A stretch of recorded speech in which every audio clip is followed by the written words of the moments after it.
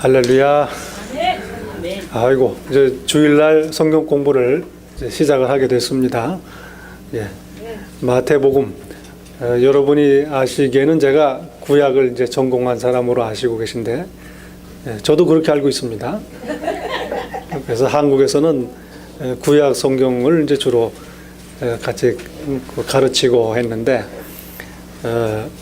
저희 이 뉴저지 우리 전정재 집사님 말씀에 의하면 뉴저지 예일 교회에서 우리가 이제 공부를 하는데 신약 성경을 공부를 하게 됐습니다. 마태복음 복음서 보면서 예수님에 대해서 저희가 더 잘 알고 또 정확히 알고 그리고 예수님을 더욱더 사랑하는 그런 귀한 계기가 됐으면 좋겠습니다. 사랑하니까 알고 싶고 또 알면 더 사랑하게 됩니다. 하나님과 우리의 관계도 그렇습니다.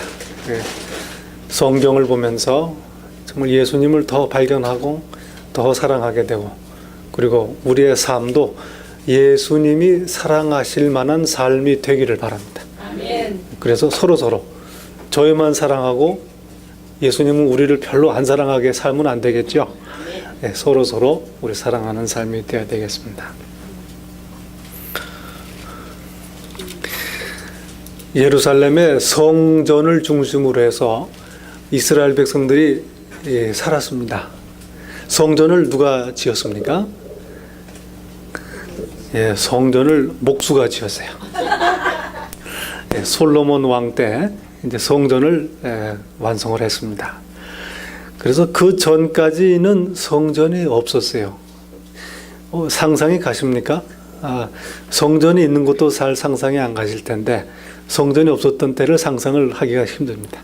그런데 참 한마디로 말하면 성전이 없던 때에 이스라엘 백성들의 삶은 무질서하고 혼란스럽고 우상 숭배하고 그런 삶이라고 성경에 기록을 하고 있습니다. 그리고 온 군대에서 각자 자기들이 알아서 성소를 만들고 예배를 드렸습니다. 그래서 사사기가 이제 그런 얘기를 잘 기록을 하고 있습니다. 예루살렘의 성전이 한 군데 딱 없으니까 각자 편한 대로 가까운 데서 예배를 드리는 거예요. 그리고 조금 여유가 있다 싶으면 성소를 만드는 겁니다. 그래가지고 제사장 청빙해가지고 거기서 제사를 드리고 그랬어요. 요즘과 많이 비교가 됩니까? 시사는 바가 큽니다. 그래서 제가 한국에 있을 때 들은 얘기가 재단 쌓는다 그런 얘기를 많이 들어요. 그리고 한국에서도 보면 불교들도 이제는 산에서 있다가 많이 그 도시로 내려와 가지고 그 뭐라 그럽니까? 무슨 정사 해 가지고 동네에 이제 많이 내려와 있습니다. 근데 그런 걸 연상하게 하는 겁니다. 물론 이제 그게 간단한 얘기는 아니지만 예루살렘에 성전이 없었을 때에는 참으로 혼란스럽고 참 무질서한 그런 시대였습니다. 그래서 그걸 한마디로 표현해 놓은 게 뭐냐면 사사기에 그때에 이스라엘에 왕이 없었던 고로 사람들이 각자 소견에 옳은 대로 행하였더라. 기억나십니까? 한번 찾아보시겠어요? 사사기 한번 보시겠습니다. 아니나 다를까 또 구약 얘기를 합니다. 사사기 우리 제일 마지막에 보겠습니다. 이제 성경 공부 요 시간을 계속 하면서 성경 찾는 것도 저희가 같이 이제 많이 해보고 하긴 뭐 요즘에 이제 스마트폰도 있어가지고 저도 얼마나 편하게 쓰는지 몰라요. 그냥 다른 거 책도 필요 없고요. 아무것도 필요 없어요. 그것만 있으면 성경부터 무슨 다른 자료 뭐 다 그걸 볼 수 있습니다. 제가 읽어보겠습니다. 사사기 마지막에 이게 이제 사사 시대가 바로 그 왕이 없던 시대. 마지막 장 마지막 구절입니다. 400페이지네요. 그때에 이스라엘에 왕이 없으므로 사람이 각각 그 소견에 옳은 대로 행하였더라. 그렇게 되어 있습니다. 그 옳은 대로 행했다니까 어떻게 된 얘기입니까? 아주 민주적이고 잘했다는 얘기인가요? 그게 아니고 아주 뭐 험하기 짝이 없습니다. 예, 거의 지금 뭐 뉴욕 얘기하는 것 같아요. 사람들이 각자 소견에 옳은 대로 마음대로 행하는 그런 시대입니다. 그런데 여기 왕이 없다고 그랬죠. 이게 왕이 없다는 게 결국 성전이 없었던 시대입니다. 여러분, 성전을 누가 지었습니까? 솔로몬 왕이 지었습니다. 성전은 왕이 생긴 다음에 비로소 생겨났습니다. 하나님께서 그래서 왕을 히브리어로 하면 뭘까요? 네, 그리스도는 헬라어입니다. 그리스 말입니다. 히브리어로는 메시아. 네, 같은 말입니다. 기름 부음 받은 자. 그러니 하나님이 택하시고 성전을 세우시고 거기서 예배 받으시는 겁니다. 그런데 이스라엘 백성들이 이제 성전을 짓고 살다가 성전이 파괴가 됐습니다. 그래서 바벨론에게 함락되고 나라를 잃고 다 포로로 잡혀갔는데, 포로 잡혀갈 때 성전도 다 파괴됐습니다. 그 다음부터 이스라엘 사람들의 삶이 많이 바뀌었어요. 그전에는 신앙생활을 성전을 중심으로 하면 됐습니다. 1년에 적어도 3번은 명절날에서 성전의 순례에서 예배드리고 찬양하고 그렇게 신앙생활을 했습니다. 그런데 성전이 없어지면 어떻게 됩니까? 예배 함께 드릴 장소가 없습니다. 더군다나 포로로 잡혀가세요. 그 다음에 돌아와서 성전을 포로로 잡혀갔다가 와서 성전을 다시 만들었습니다. 누가 만들었을까요? 네, 이번에도 목수가 만들었는데, 느헤미야. 느헤미야는 성벽을 완성했는데 그 전에 에스라가 와가지고 성전 터를 놓고 그 다음에 곧 이어서 성전을 완성을 했습니다. 근데 그 성전도 또 파괴됐습니다. 누가 성전을 파괴했습니까? 나쁜 사람이 파괴를 했어요. 로마 사람들에 의해서 성전이 파괴가 됐습니다. 지금은 성전이 어디 있습니까? 예, 지금은 없어요. 그때 부서지고 다시 안 지었습니다. 재밌죠? 성경 공부하는 게. 로마에 의해서 파괴된다 하면은 정말 이제 유대인들은 신앙생활 중심이 성전에서 하다가 다른 데로 다 바뀌었어요. 성전 중심으로 생활하다가 성전이 없으니까 어디로 중심이 됐습니까? 성경으로 신앙이 중심이 바뀝니다. 네. 그래가지고 구약 성경도 완전히 그 사람들이, 유대인들이, 학자들이 모여서 다 정리하고 완성해가지고 한 게 성전이 파괴된 다음의 일입니다. 그 전부터 물론 있었습니다만은 그걸 다 정리해가지고 완전히 구약 성경을 만든 게 성전이 없어진 다음의 일입니다. 그래서 그 다음부터는 성경 중심의 삶이 됐어요. 참 시사하는 바가 큽니다. 성전에는 누가 책임자였습니까? 제사장들이 책임자입니다. 사두개인들, 제사장들입니다. 성경은 누가 책임지고 그때 공부했습니까? 바리새인들. 그런데 성전이 없어지니까 누가 이제 이스라엘 유대인들의 지도자가 됩니까? 바리새인들이 정신적인 지도자가 됩니다. 그래서 성경을 완성하고 보존하기 시작합니다. 얼마나 정성껏 보존했는지 몰라요. 그래서 지금 유대인들의 신앙은 성경 중심인데 성경을 해석하고 시대가 변하니까 그래서 그걸 탈무드를 만들고 시대에 맞춰서 만들고, 지금도 제가 알기로는 그 회당에 늘 모여서 이제 예배를 드리는데 랍비들이 하는 일이 그겁니다. 성경을 지금 세상 생활에 맞게 해석하는 겁니다. 계속. 그래서 예를 들면은 안식일 날 얼마나 걸으면 되느냐, 얼마나 차 타고 다니면 안 되고 어디까지는 걸어 다니고, 그리고 엘리베이터를 일하면 안 되니까 어떻게 하면 되겠느냐, 뉴욕의 아파트에. 그걸 랍비들이 다 만들어낸 겁니다. 그래서 어떤 듣는 얘기로는 격충으로 이렇게 다 미리 눌러 놓는다고 그래요. 안식일 날 되면. 그러면 타면 무조건 격충으로 씁니다. 그러면 내려서 올라가든지 한 층만 내려가든지 하면 되니까. 이런 걸 다 성경 해석입니다. 우리처럼 무슨 성부 성자가 어떻고 이런 거 얘기 없고 어떻게 걸어 다니고 살아가느냐 이런 얘기를 해석을 하는 겁니다. 성경 중심이에요. 오늘날 저희들과 비교하면 어떻겠습니까? 저희들의 삶은 성전 중심입니까? 성경 중심입니까? 네, 둘 다 나왔어요. 네. 나 중심 아니에요? 네. 오늘 글쎄요. 하여튼 저희들은 교회를 중심으로 해서 생활하지만 또 성경을 중심으로 해서 신앙생활을 합니다. 참 어떻게 보면 복받은 그런 시대에 살고 있는지도 몰라요. 이 말씀을 왜 들었느냐 하면 이 마태복음이라는 책이 기록된 배경이 그렇습니다. 복음서가 성경에 몇 개가 있습니까? 4개가 있어요. 네. 그런데 이 복음서들을 왜 기록을 했을까?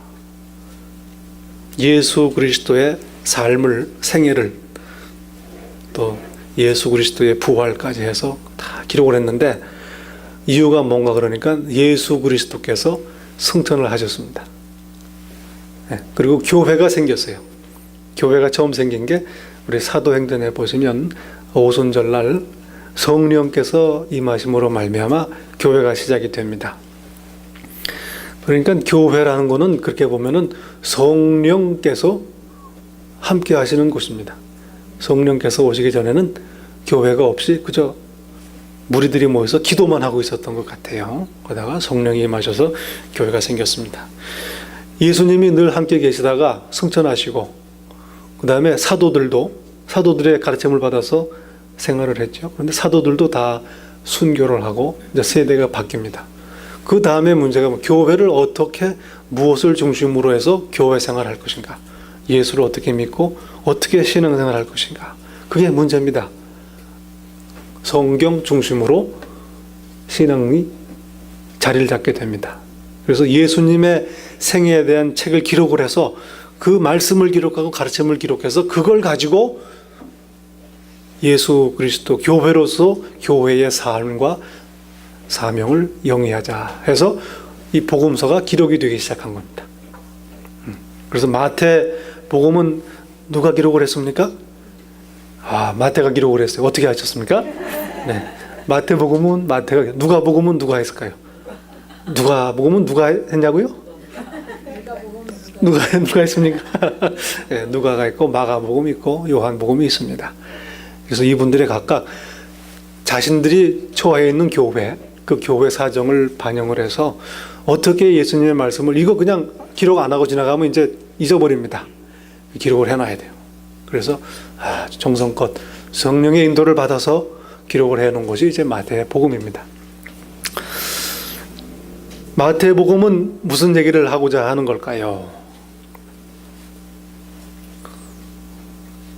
좋은 얘기를 합니다. 요한복음은 목적을 분명하게 써놨어요. 요한복음 같으면 맨 마지막에 보면 너희가 이것을 보고 예수 이름을 힘입어 영생을 얻게 하려 함이라, 그렇게 기록을 했습니다. 요한이 복음을 기록한 목적입니다. 마지막 부분에 그렇게 기록을 했어요. 또 누가복음 한번 보시겠어요? 1장.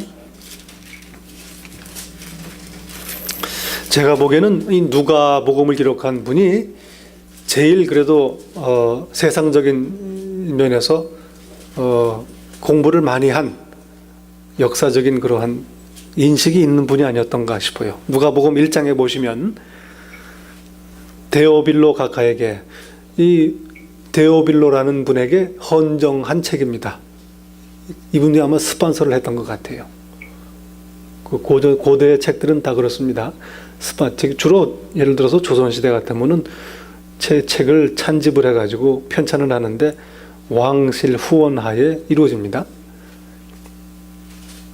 이 누가복음은 데오빌로 각하라고 번역을 했는데 영어로 번역한 거 보면 Dear Theophilus, 데오빌로 귀하, 뭐 이렇게 할 수 있습니다. 그런데 이 책을 왜 썼는가 보니까 처음부터 말씀의 목격자 되고 일꾼된 자들의 전하여 준 그대로 내력을 저술하려고 붓을 든 사람이 많은지라. 누가복음 1장 2절입니다. 찾으셨습니까? 예. 아주 재밌는 말씀들이에요.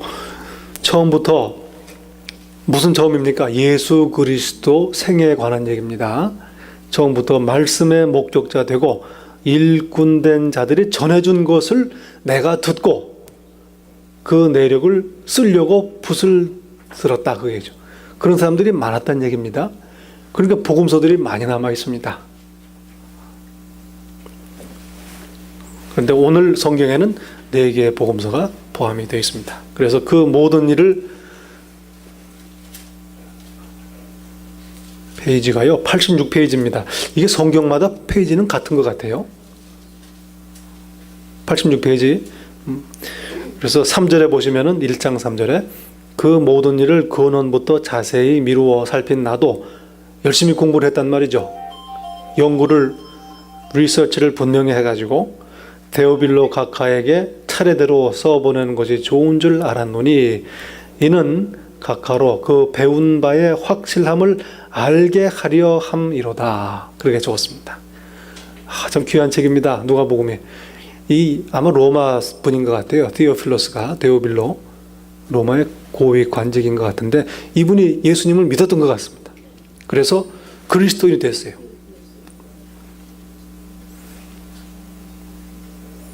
네, 그래서 그분에게 예수님에 관한 이야기를 자세히 내가 연구를 해서 들어서 정리를 해서 드리니까 예수님에 대해서 확실히 아시기 바랍니다. 이런 의도로 복음서를 썼다는 말씀입니다. 네, 이게 누가복음의 의도입니다. 마가복음 보시겠습니까? 마가복음은 무슨 의도를 썼느냐? 마가복음 1장 1절에 보면 하나님의 아들 예수 그리스도 복음의 시작이라 그렇게 되어 있습니다. 네. 결국 예수 그리스도의 복음을 기록하는 책이다 하는 얘기입니다. 이제 우리가 계속 공부하면서 얘기가 나오겠지만 한번 제가 이렇게 저희 한번 질문해 보시죠. 예수님이 전해주신 복음을 4글자로 하면 어떻게 할 수 있을까요? 복음, 복된 소식, 좋은 소식입니다. 좋은 소식을 기록을 했어요. 그런데 예수님이 전한 복음을 한마디로 요약하면 어떻게 요약할 수 있겠습니까? 이거 중요한 질문 아니겠어요? 예수님이 복음을 가져오셨는데 그 복음이 무슨 복음입니까? 생명. 네. 사망은 아닙니다. 천국 복음. 아주 가깝습니다. 네. 예수님이 처음 외친 설교 말씀이 뭡니까? 회개하라. 천국이 가까웠다. 그렇게 복음서들이 기록을 하고 있습니다. 하나님의 나라가 임했다는 겁니다. 복음의 핵심이. 이거 중요합니다. 그래서 저희 교회에 지금 그 모토라고 그럴까요? 저희 교회가 지금 추구하는 바가 뭡니까? 하나님의 나라로 오늘을 하나님의 백성으로 삽시다 하는 얘기예요. 이게 복음의 핵심입니다. 자, 그러면 이제 마태복음으로 가서 마태복음은 무슨 말씀을 하려고 이 책을 기록을 했을까 하는 질문을 하게 됩니다. 되게 처음을 보면 좀 짐작이 가겠죠. 자, 마태복음 1장 1절. 마태복음이 어떤 책이다 하는 내용이 담겨져 있습니다. 네. 우리 이문미 자매님이 한번 읽어주시겠습니까? 아브라함과 다윗의 자손 예수 그리스도의 세계라. 네, 아브라함과 다윗의 자손 예수 그리스도의 뭐라? 세계라? 4개가 아니고 3개입니다. 네, 3개라 그렇게 해놨습니다. 이게 마태복음 전체의 내용입니다.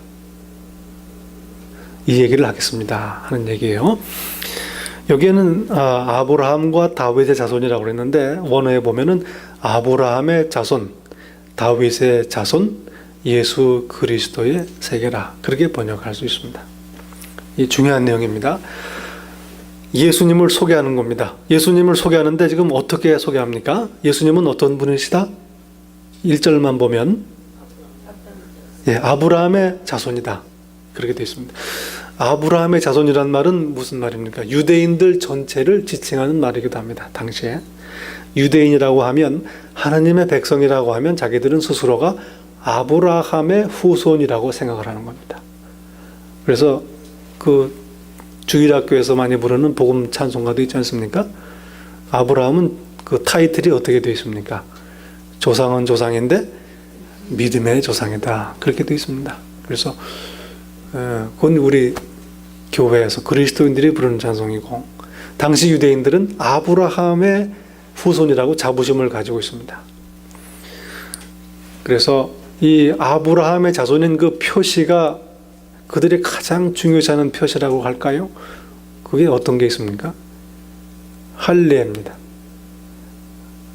할례. 할례가 아브라함으로부터 시작이 됐습니다. 하나님께서는 약속을 통해서 일을 하시는데요. 처음에 하나님께서 아브라함을 부르실 때 약속을 주시면서 그를 부르십니다. 그리고 그 아브라함에게 주신 약속의 내용이 뭡니까? 너를 큰 민족을 이루겠다. 그 약속이 있습니다. 그래서 내게서 많은 후손들이 나와서 네가 많은 백성의 조상이 되겠다 하는 약속입니다. 개인을 불러서 하나님이 약속을 삼으시고, 그리고 결국은 그를 통해서 이스라엘 백성들을 부르신 겁니다.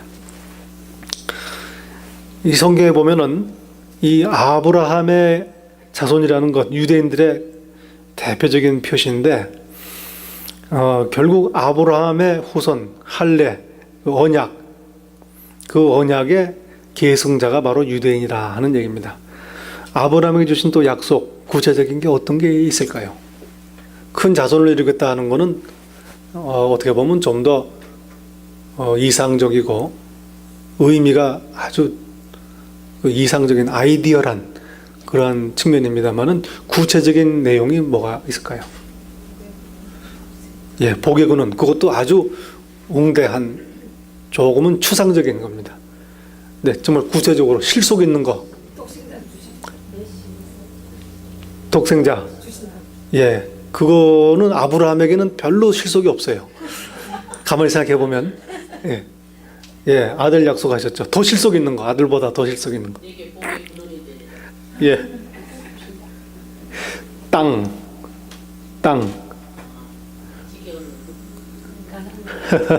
우리 성경 공부 좀 합시다. 창세기 한번 보시죠. 12장. 예, 저도 이거 공부하기 전에는 몰랐어요. 공부하니까 알겠더라고요. 잊어버릴 때 됐는데 아직 안 잊어버리네요. 예, 12장에 나와 아브라함에게 주신 약속이 있습니다. 네.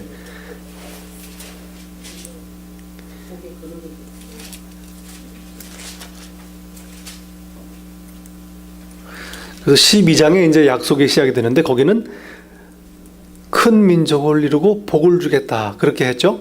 그 다음에 좀 더 구체적으로 하면은 13장 15절에 이게 이제 그 항상 그렇습니다. 하나님의 약속은 점진적입니다. gradual. 한꺼번에 다 보여주지 아니하시고 조금씩 점진적으로 보여주십니다. 그게 참 하나님의 일하시는 법이에요. 그게 왜 그럴까요? 그게 우리를 배려해서 그러신 것 같아요. 우리가 약속을 받을 때 너무 많이 한꺼번에 다 주시면은 감당을 잘 못합니다. 그래서 그때 맞게, 집을 떠날 때는 너를 복의 근원으로 삼겠다. 자손이 없으니까 자손 주겠다. 복을 주겠다. 이렇게 큰 그림을 그립니다. 그리고 떠납니다. 그 다음에 이제 도착을 했어요. 그 땅에.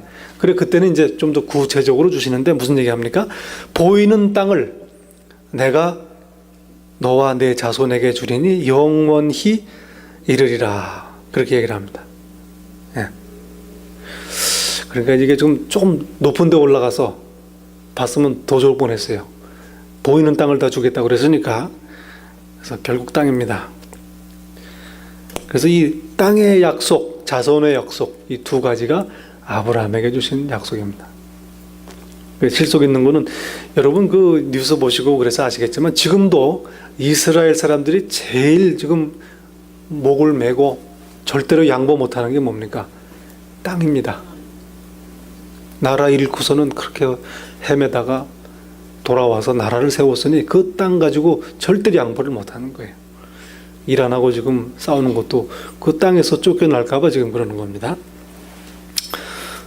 그래서 아브라함의 아들 하면은 바로 예수님은 유대 백성이시다 그런 얘기입니다. 유대인들의 혈통 가운데 한 백성이다 하는 하나님의 백성에 속한 분이다 하는 얘기입니다. 그리고 유대인들과 그 아이덴티파이 한다는 것, 서로 동질감을 갖게 하는, 그래서 결국 듣는 자들로 하여금 아, 이분도 우리가 같은 하나님의 백성 아브라함의 후손이구나 하는 공감대를 갖도록 하는 겁니다.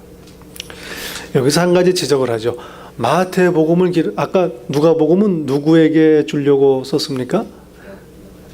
예, 데오빌로 각하에게 일단 헌정하는 그러한 형식입니다. 그런데 마태복음은 누구를 읽으라고 쓰고 있을까요? 이스라엘 사람들. 그렇습니다. 예, 좀 더 구체적으로 말하면 이방인들이 아니고 유대인들을 위해서 쓰인 책입니다. 예. 또 한 번 질문할까요?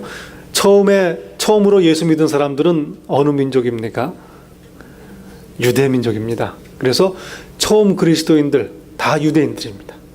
그 회당, 바울이 전도하러 간 곳도 회당이 다 있습니다. 간 곳마다. 거기에 유대인들이 먼저 있었어요. 그들을 전도해가지고 그들이 먼저 예수님을 영접하고 교회가 세워집니다. 그리고 이방인들이 들어옵니다. 이방인들이 들어오니까 유대인들은 뭘 요구합니까? 할례를 받으라. 왜냐? 아브라함의 자손이 되어야 된다. 그런 얘기입니다. 그래서 이게 말씀이 났습니다. 그래서 유대인들, 그리스도인들을 위해서 쓴 책입니다. 그러니 아브라함의 아들 그렇게 얘기하면은 공감대가 확 형성이 된다는 얘기죠. 지금 그 2절부터 보시면은 2절부터 17절까지 나오는 얘기가 이런 거를 뭐라고 그럽니까? 사람 누가 누굴 낳고 족보가 나옵니다. 네, 족보를 나오는데 이 족보는 아브라함부터 시작합니다. 그래가지고 다윗을 거쳐서 예수 그리스도까지 갑니다. 아브라함, 이삭, 야곱, 다윗 얘기 이방인들에게 해봐야 전혀 공감대가 없습니다. 마음이 무슨 얘기인지 몰라요. 저희들도 비슷하죠. 저희들도 사실은 처음에 아브라함 얘기 듣고 할 때는 마음에 와닿지 않습니다. 왜냐하면 저와 여러분은 이방인들이기 때문에 그래요.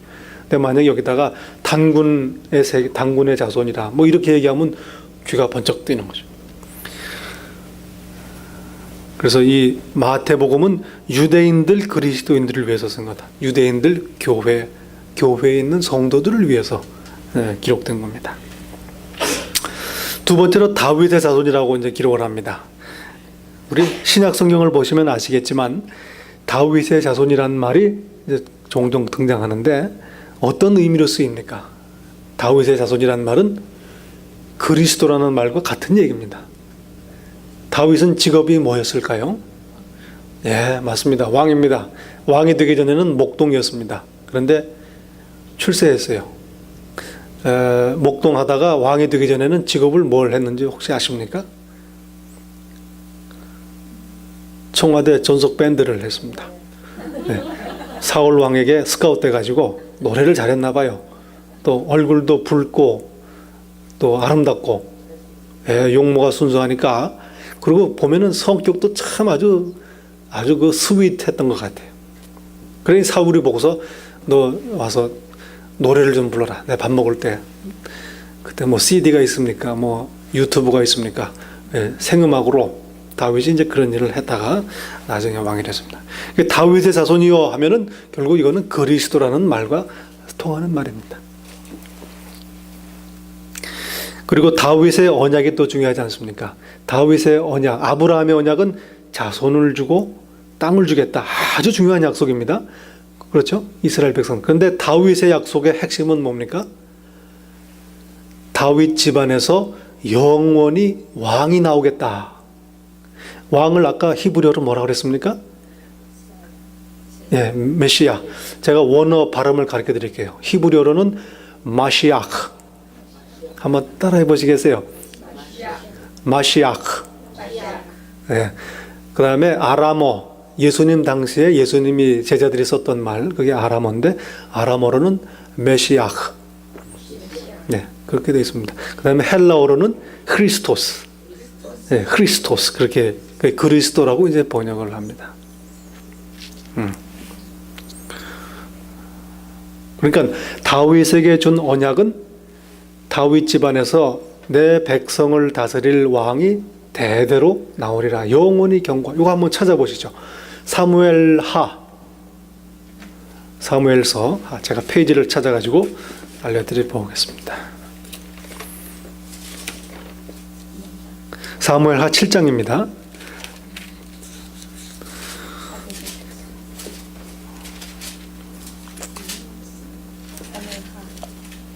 네, 사무엘하 7장인데요.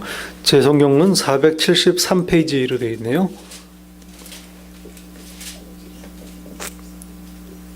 11절부터 한번 볼 수 있습니다.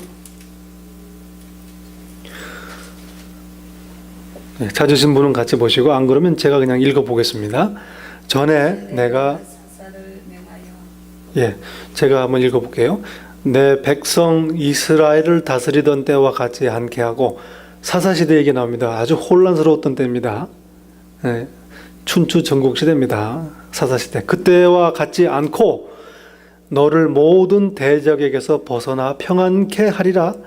여호와가 또 내게 이르노니 너를 위하여 집을 이루고, 그렇게 말하죠. 집을 이룬다. 가문을 이루겠다는 얘기입니다. 네 수한이 차서 조상들과 함께 잘 때, 그러니까 죽을 때에 네 몸에서 날 자식을 네 뒤에 세워 나라를 경고케 하리라. 지금 이제 나라가 세워진 상태입니다. 다윗이 왕이고, 다윗이 왕이 돼서 지금 있는데 다윗에게 가장 좋은 소식이, 약속이 뭐겠습니까? 다윗이 가장 바라고 바라는 거, 이 어떻게 내가 세운 나라인데 이 나라를 남에게 주면 아깝잖아요. 그러니까 내 아들에게 물려주고 싶은 거예요. 그걸 가장 바라는데 하나님이 그걸 딱 아시고 가장 원하는 바를 약속을 하시는 겁니다. 네 아들이 너 뒤를 이어서 왕이 되겠다. 이만큼 좋은 약속이 어디 있겠습니까? 그 다음에 13절. 저는 네 아들은 내 이름을 위하여 집을 건축할 것이요. 이걸 두 글자로 뭐라 그럽니까? 하나님의 집. 네 아들은 성전을 지을 것이다. 그 나라 위를 내가 영원히 견고케 하리라. 그렇죠? 가는 게 있으면 오는 게 있는 거예요. 주는 게 있으면 받는 게. 한 집 줄게, 한 집 따고. 그런 얘기입니다. 나는 너에게 왕이 나올 가문을 대대로 영원 무궁히 세습할 왕가를 줄 테니까 너는 나를 위하여 성전을 지어라. 내 자손들은. 그런 약속을 하는 겁니다. 그러니 아까 포로로 잡혀갔다는 말씀을 잠깐 했죠. 포로로 잡혀가서도 나라가 망했는데 계속 백성들이 가지고 있는 소망은 뭡니까? 다윗 왕가가 다시 예루살렘에 세워지기를 바라는 겁니다. 이스라엘 백성들은. 그래서 그게 무슨 사상이냐? 유대인들의 메시아 사상. 들어보셨습니까? 메시아 사상. 그게 바로 그리스도를 기다리는, 메시아를 기다리는 유대인들의 신앙입니다. 그래서 다윗의 자손이여 하면 예수 그리스도가 바로 유대인들이 아기다리고 기다리던 메시아다. 기다리고 기다리던 그리스도라 하는 얘기입니다. 얘기가 너무 빨리 나갔나요? 여러분, 예수님의 칭호가 뭡니까? 다윗은 칭호가 왕이고 예수님은 그리스도이십니다. 그리스도. 그 왕이 그리스도라고 그랬지 않습니까? 그래서 예수 그리스도, 예수, 왕 예수라는 말입니다. 사전적으로는 그런 얘기예요. 그러니까 지금 예수님을 소개할 때 아브라함의 후손이다, 다윗의 후손이다, 두 개 얘기를 하죠. 구약 성경에서 가장 중요한 언약 5가지가 있는데 그 중에 2가지가 지금 나온 겁니다. 유대인들이 가장 중요시 여기는 언약, 그게 바로 아브라함과 다윗의 언약이 있어요. 그러면 이제 이 보통분이 아니시다 그런 얘기입니다. 예수님이. 소개를 해도 이렇게 소개하면 유대인들에게는 이건 정신이 번쩍 나오는, 옷깃을 여미고 들어야 되는 이야기입니다. 그 다음에 그리스도라는 말씀을 씁니다. 그러니까 결국 원래는 아까 말씀드린 대로 왕이라는 말입니다. 다윗의 후손이니 그리스도라는 얘기입니다. 그런데 이게 신약 성경에 보면 어떤 의미로 더 알려집니까? 그리스도는 유대인들이 생각하기에는 그저 왕으로 생각했습니다. 오셔서 이 로마 식민지에서 나라를 독립시키고 새로운 나라를 시작할 왕이라고 생각을 했어요. 그 제자들 베드로와 야고보, 요한도 그런 생각을 했습니다. 그래서 예루살렘에 가셔서 들어가면 왕국을 선포할 거라고 기대를 했죠. 그래서 예수님이 왕이 되면 나는 오른쪽에 저는 왼쪽에 그렇게 청탁을 합니다. 그게 유대인들이 가지고 있던 생각이에요. 그런데 신약 성경을 보니까 단순히 왕이 아니시고 예수님은 누구십니까? 하나님의 아들이십니다. 하나님의 아들. 별로 안 놀라시네. 다 아시는 얘기니까. 네. 굉장히 놀라운 얘기입니다. 사실은 저희가 너무 알고 있어서 그렇지 처음 들으면 깜짝 놀랄 얘기입니다. 네. 처음 듣는 것처럼 한번 해보시죠. 예수님이 그리스도라는 것은 예수님이 하나님의 아들이라는 얘기입니다. 예, 아이고, 예.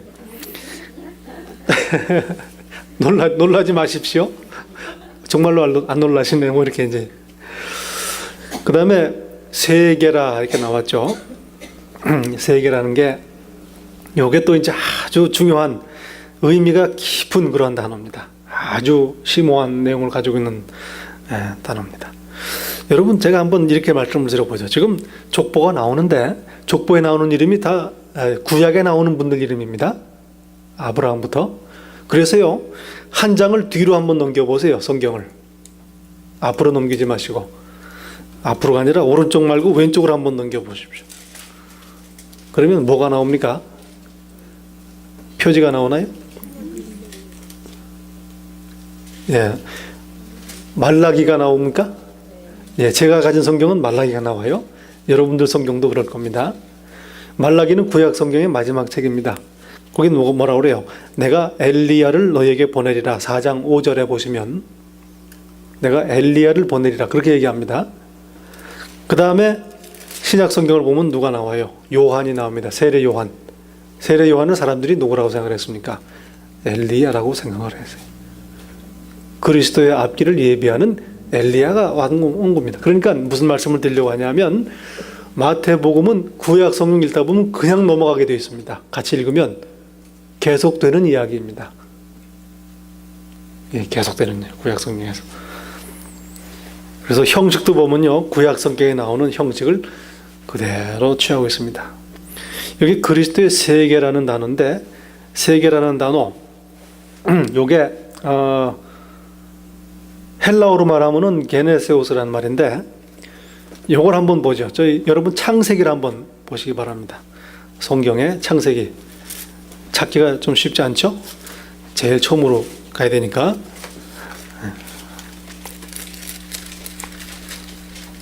창세기 2장 한번 보시겠습니다.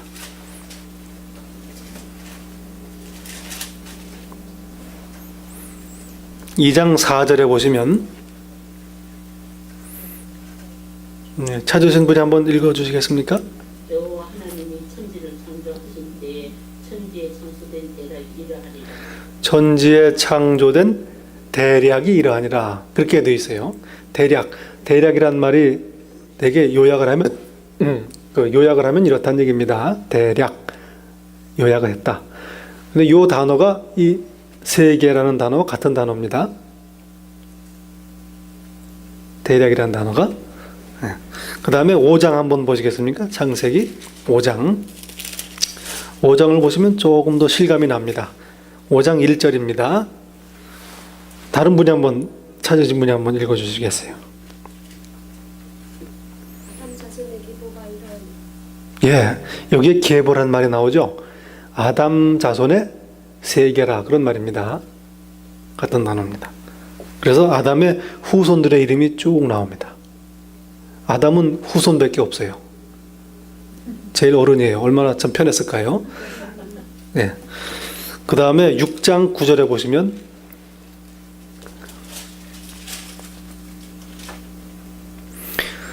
노아의 사적이라고 나왔습니다. 노아의 기록, 노아가 행한 일들이 이렇다 해가지고 또 그 자손의 이름이 쭉 나옵니다. 그 창세기를 보면요, 이게 지금 제가 히브리어 또 하나 알려드릴게요. 요게 기록되어 있는 대략이 이러하니라, 계보가 이러하니라, 사적이 이러하니라, 요 단어가 다 같은 단어입니다. 히브리어로 톨레도트. 한번 따라해 보세요. 톨레도트. 네, 톨레도트. 아주 이게 그 고급 단어입니다. 톨레도트는 지금 현대 히브리어, 이스라엘 사람들이 히브리어를 썼는데 현대 히브리어로 보면은 영어로는 히스토리라고 번역을 합니다.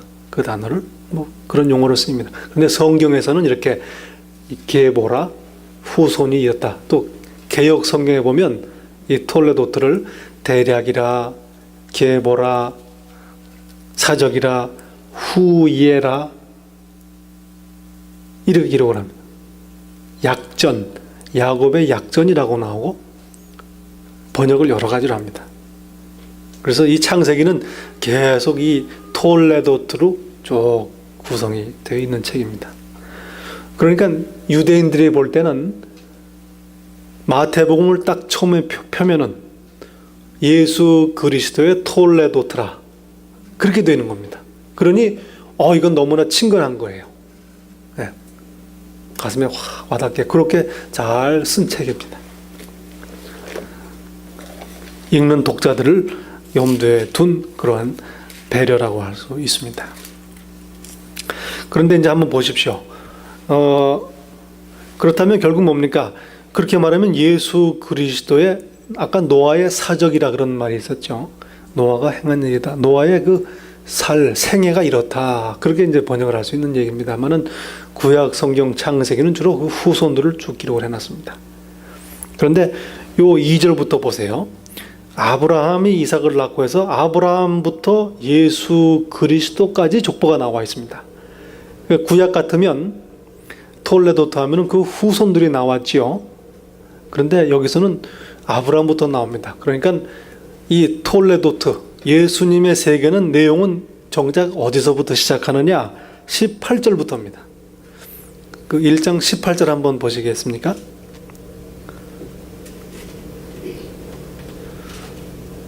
임경희 집사님 찾으셨어요? 찾으셨으면 한번 읽어주시길 바랍니다. 마태복음 1장 18절이요? 네. 네. 예수 그리스도의 나심은 이러하니라. 그 모친 마리아가 요셉과 정혼하고 동거하기 전에 성령으로 잉태된 것이 나타났더니. 예, 여기서 그 앞에 나온 세 개 톨레도트라는 말이 있습니다. 어떤 단어일까요? 18절에. 한번 짐작을 해보시겠어요?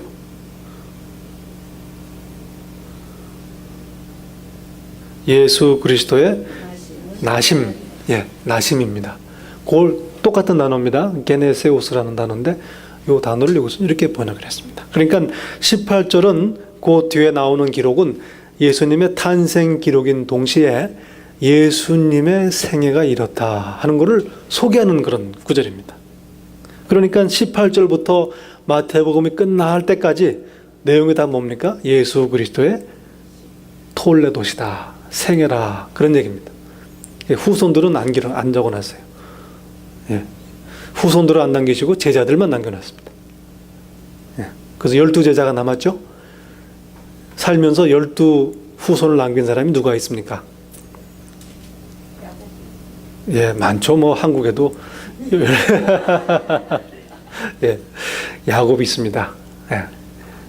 야곱의 다른 이름이 뭡니까? 이스라엘입니다. 예. 그 예수님도 12제자를 남기셨어요. 그러니까 새로운 이스라엘이 시작된 겁니다. 그러니까 1장 1절에 다윗의 자손 예수 그리스도의 세계라 해놓고 18절에 다시 예수 그리스도의 세계가 이렇다. 그러니까 1장 18절은 조금 까다롭게 말하면 마태복음의 제목입니다. 그 다음에 1장 1절은 사실은 신약 성경 전체의 제목일 수도 있어요.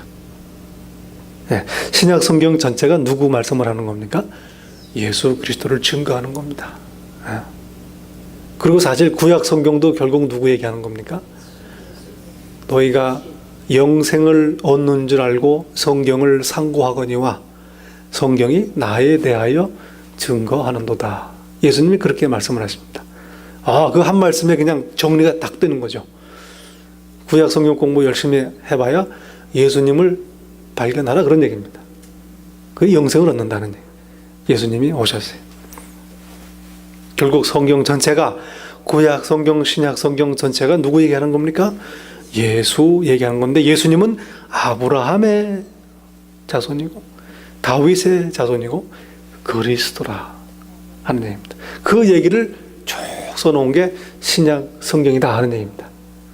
이제 신약 성경 보실 때 다른 거 단 생각하지 마시고 예수 그리스도를 염두에 두시고 읽으시기를 바랍니다. 네, 지금까지는 그렇게 안 하셨죠? 네, 그렇게 하셨어요? 네. 네. 그럼 계속 앞으로도 그렇게 하시면 됩니다. 예, 예. 예수님을 염두에 두고 예수는 그리스도라. 여러분 성경 읽다 보면 질문이 좀 생기지 않습니까? 난 질문이 하나도 없어. 난 다 이해가 돼. 이런 분 혹시 계세요? 그 복 받으면 저도 좀 비결 좀 알려주시면 좋겠는데, 질문이 생겨요. 그런데 질문 생겨도 우리가 염려하지 않을 게 그리스도를 증거한다 하고 우리가 그렇게 내가 이해력이 모자라지 그래서 이해를 못하는 거다 이렇게 생각을 하세요. 어떤 분들은 성경이 이상하다 그렇게 얘기하는 사람이 있어요. 성경은 안 이상합니다. 우리가 이해를 잘 부족해서 그런 거예요. 그렇게 이해를 하시고 성경을 읽으시기 바랍니다. 아시겠죠? 이상한 질문 나올 때 좀 까다로운 질문이 생겨요. 그럴 때 기본적인 자세가 뭐냐? 언젠가는 나도 이해하겠지. 그리스도를 증거하는 거다. 이렇게 이해를 하시면 된다 하는 말씀입니다. 그래서 족보가 2절부터 17절까지 나오는데, 그러면 이 족보는 왜 나왔느냐? 아까 그리스도의 세계 톨레도스는 18절부터 나온다고 했지 않습니까? 그러면 2절부터 17절까지 족보는 왜 넣었을까요? 바로 이게 마태가 복음서를 기록하는 대상들, 청중들, 그들에게 공감대를 형성하기 위해서 예수 그리스도를 알아듣게 소개하기 위해서 하는 겁니다. 아브라함부터 시작을 하는 거예요. 누가복음 가면 어디까지 올라갑니까? 아담까지 올라가요. 그런데 마태는 아브라함까지만 갑니다. 왜냐하면 누가복음의 청중은 데오빌로는 이방인이란 말입니다. 이방인은 아담 얘기를까지 해줘야 돼요. 온 인류의 조상이니까. 자, 그래서 마태복음은 어떤 책이다?